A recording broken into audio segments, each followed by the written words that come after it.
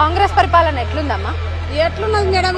వచ్చి నుంచి భూములు ఎండిపోతున్నాయి, నీళ్ళ కరువు తీస్తున్నాము, చీకట్ల మోకిస్తున్నాము, చీకట్ల ఇట్లా పోతున్నాగానే ఇట్లా కరెంట్ ఇడుస్తుండే కేసీఆర్. ఇప్పుడు కరెంట్ ఇడుస్తలేడు, నీళ్లు పొలం ఎండిపోతుంది, రైతుల మెట్ల బతుకుతాము.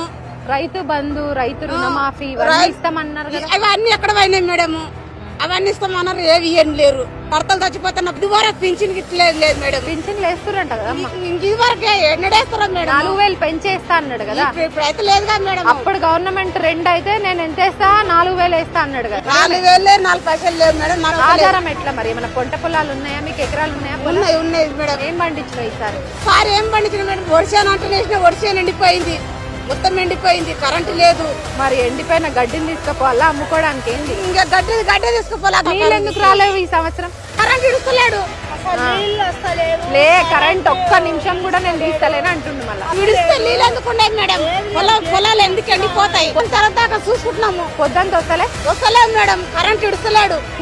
అప్పట్లాక మోటార్లకు దెబ్బ తీస్తున్నారు. అప్పుడు మోటార్లు కాలిపోలేదు మేడం. ఇంతవరకు మేము మోటార్ కాలిపోయినట్టు సంవత్సరానికి ఒకసారి కాలిపోతుండే, 2 ఏళ్ళకి ఒకసారి కాలిపోతుండే. ఈ సంవత్సరంలో 4 నెలలు కాకపోతే 5 నెలలు కాకపోతే కాలిపోతూనే ఉన్నాయి. పెట్టిన పెట్టుబడి దానికి పెడుతున్నాం.